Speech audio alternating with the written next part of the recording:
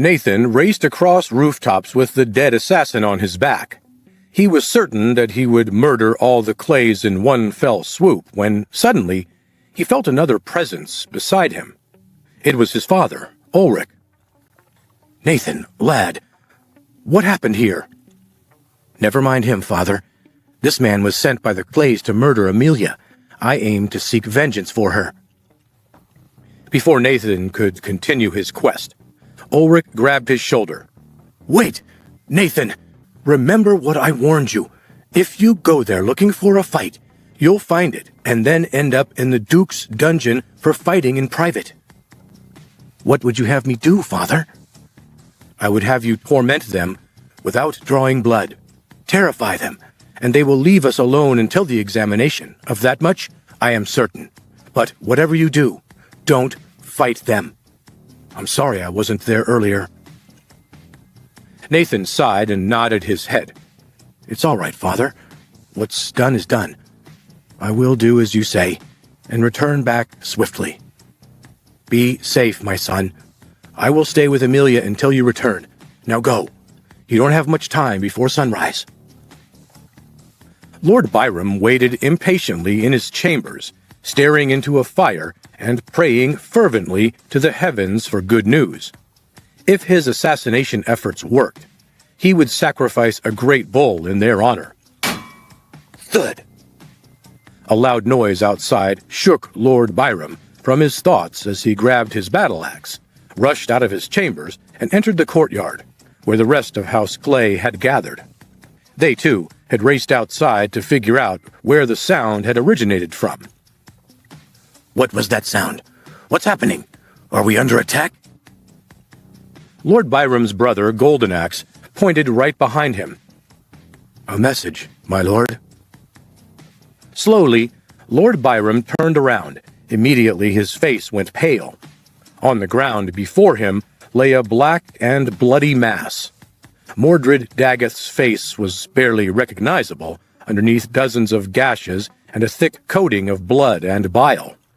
It was, perhaps, the most brutalized body the Clay family had ever seen. "Mordred? B?" Lord Byrom knelt beside the boy as Goldenaxe approached as well. Goldenaxe's voice quivered as he examined their dead servant.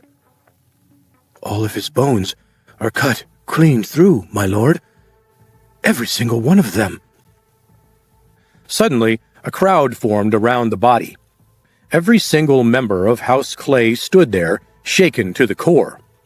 Mordrid was the second strongest spiritual fighter of their house, besides Lord Byrom himself. They all knew that whoever did this must have been extremely powerful. "My lord, look! There is a note here."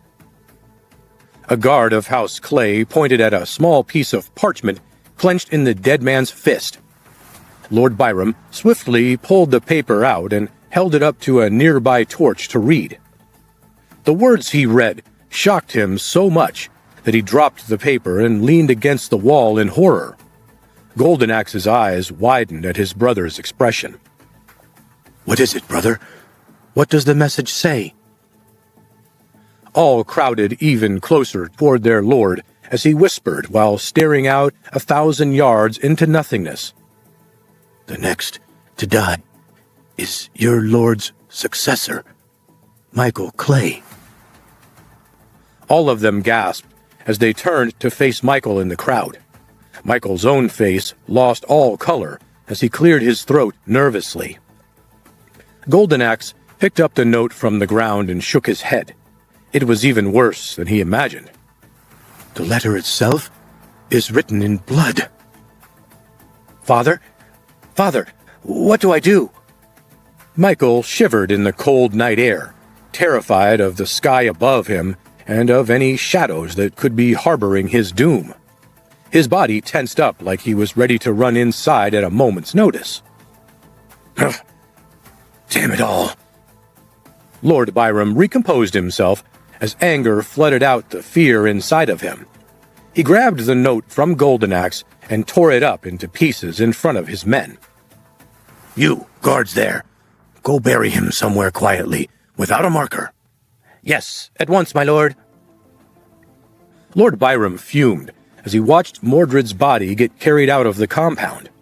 Mordred was an assassin for hire with no family ties and no known acquaintances outside of the Clay family.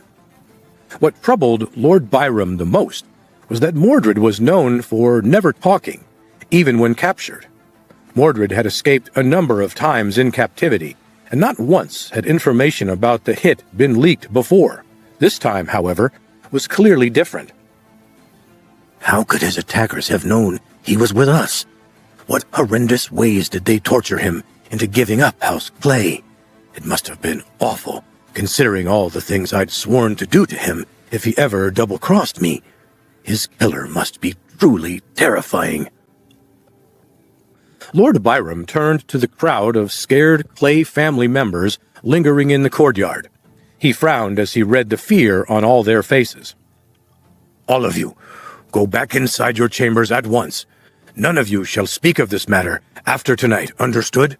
If I hear any whispers, there will be dire consequences. Yes, my lord. We won't say a word. With that issue dealt with, Lord Byrom grabbed Michael by the collar and dragged him back inside the compound walls, all while staring up at the rooftops in case the murderer still lingered. Ouch, Father! Don't squeeze so hard! You're hurting me! Finally, Lord Byrom reached Michael's chambers and led him inside. Michael, listen to me now. You are to stay in your chambers here and not leave them, or even a moment. Understood? For the next 2 days, you will call this room your home, and you will keep the window blinds closed at all times. Do you hear me, boy? Yes, Father.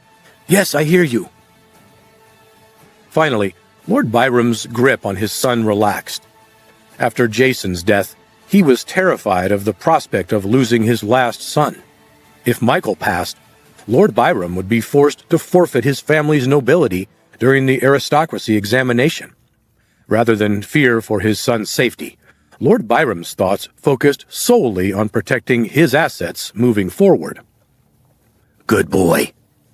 Lord Clay sighed and closed the door to his son's room. Father, wait. Yes, Michael, what is it? Who could have done this to us? Who could have killed Mordred? Could it have been the Hayfields? I doubt it. No. Only Ulrich stood a chance against Mordred's powers, and even then, our assassin would have won. Then, someone else must have done it. Do the Hayfields have some sort of awesome champion protecting them that we don't know about? I don't know yet, but I promise you, boy, I will get to the bottom of this soon enough. Lord Byrom shut the door on his son and locked it from the outside. The Lord of House Clay turned back toward a window overlooking the courtyard and sighed. He spent a sleepless night staring at embers in his fireplace, contemplating all the different ways that Mordred could have died. Over the following few weeks, the Hayfield family suffered no other disturbances as they waited in the city. Amelia spent her days exploring the bustling downtown markets, while Ulrich spoke with other lords about the upcoming exams. Nathan, meanwhile, continued his training in secret, jogging the perimeter of the city each night before leaving the city walls to lift boulders in the nearby forests. Finally, one morning over breakfast, Ulrich rubbed his hands together excitedly. Today is the day, you two. Registration day. Hurry up and finish eating before it gets too crowded down there. As had always been the rule of this land, noble families had to register themselves as participants defending their titles in the aristocracy exam against all challengers, whether they be stronger commoner families or ambitious noble ones. Anyone could challenge a family for their noble titles. Therefore, if the Hayfield family did not register, they would automatically forfeit their seat and all of their property. Nathan now understood that this was, in part, why House Raven used House Crane against them. Since House Raven needed to officially defend its seat as one of the 3 High Lord houses, House Raven could not directly challenge the Hayfield title. So instead, the crafty High Lord Raven had encouraged House Crane to challenge the Hayfields on his behalf. That way, once Carlton Crane became Lord Crane, he'd have a powerful ally in the High Lord Raven. At least, that seemed to be their plan. Nathan, however, had no intention of letting any of that happen. He finished his breakfast quickly and threw on an overcoat as he followed his father to the restaurant exit. Enough political intrigue for now. I must focus on what's right ahead of me. Nathan took a deep breath and relaxed his shoulders. He knew he also had to register to compete in the spiritual fighting examination, which would occur a few days before the aristocracy exam. First things first, let me do well in this student warrior examination. Let me show them all the true power of Asura. After their meal was finished, the three Hayfields weaved their way through the city until they reached Godricshall City Center, a municipal meeting hall where the registrations took place. As the Hayfields stood in their place in line, they soon heard a familiar voice call out to them. "Nathan! There you are, my friend! I tried to call upon you to travel with us, but when I arrived at the manor, I'd heard you'd already left." "Think nothing of it, Baylor. It's good to see you again." Nathan smiled as Baylor and Podrick approached them as they left the registration table up ahead. Ulrich immediately launched into telling his old friend Podrick a series of jokes as the two boys spoke privately. "Best of luck on your spiritual warrior examination. I'm nervous about mine, but I'm sure you'll do great. I'll bet you could even take on the High Lord Raven himself if you wanted to." "Haha, thanks for your confidence, my friend. As a matter of fact, that gives me an idea." Nathan turned to Ulrich, whose face was already flushed red from laughter. "Father, why don't I register our family in the nobility examination while you and Amelia reminisce with the Grahams here?" "Why not? It's best you learn how that process works sooner rather than later. Just be careful to spell our names correctly on the forms, all right?" "Yes, Father. I will do as you say." With that, Ulrich, Amelia, and the Grahams stepped out of line as Nathan continued on to the front desk. When Nathan reached the front and took out the form for his spiritual fighting examination, he quickly filled it out and signed it. Next, he moved on to his family's nobility examination form. On it, he saw that the Crane family had already challenged his family seat. He'd need only to check a box next to a shield icon beside his family name, and he would be sure to face the Cranes in combat, and most likely succeed in defending the Hayfield title. But Nathan didn't do this. Instead, he looked further up the form to where the High House Raven sigil was. Next to it, he checked the box beside the sword icon. In other words, Nathan risked his family's name to go after the High Lord Raven's seat of power.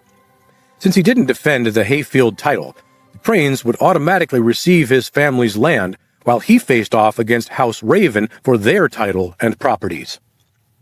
The clerk at the counter couldn't believe what he had read when Nathan passed the form over to him. "Young man, what you've written here must be some sort of mistake. Please, change it before someone notices, and I'll be forced to accept it." Nathan only shook his head and smiled confidently. "Thank you for the reminder, but no mistake has been made. It's a gamble, I know, but after I defeat the High Lord Raven, it will pay off handsomely." "As long as you defeat the High Lord Raven? Child, are you feeling well? You're speaking nonsense words." The clerk couldn't decide if the young man in front of him was brave or stupid, or both. After all, the three High Lord families had occupied their distinct seats of power directly below the Duke for hundreds of years. The Lightstones, the Hales, and the Ravens were all well-known family names in Godric's with thousands of pounds of silver and hundreds of warriors at their beck and call. Yet Nathan didn't seem the least bit nervous about taking on the High Lord Raven's family. "I've never felt better, clerk. Now, please, submit my form as is." "Very well then, young warrior. It's your funeral, after all. Nathan grinned and casually strolled away from the clerk at the counter. Just wait and see what happens. I think you'll be surprised.